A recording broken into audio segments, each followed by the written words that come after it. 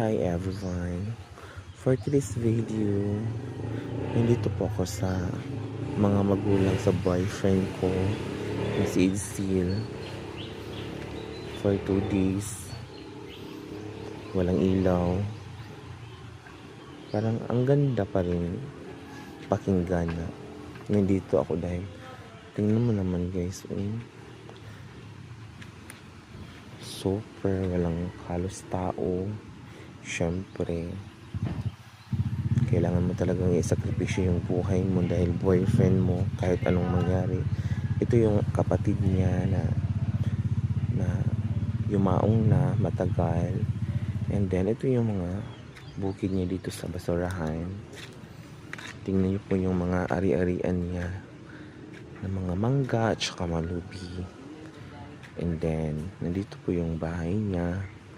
Nandito po yung isa niyang kapatid na si Amat, kasi yung mama niya na si Nanay Greta. Ito po siya yung mama niya. Close kami niyan. And then 2 days natutulog po kami dito sa kanila.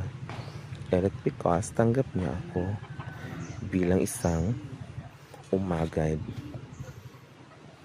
See?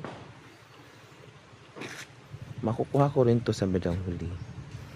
Dahil alam mo naman ang marriage. So now, te! Ito na mi te. Salamat man! Bye-bye. And then, so ngayon, nagpe-prepare na para babalik na sa Lungga sa Mati City. Sinusundin ako ng boyfriend ko. Charan! And then may mga dito, bisita. Alis na kami guys. Bye! Bye sa mga plastic na mga kapitbahay. So ito na ang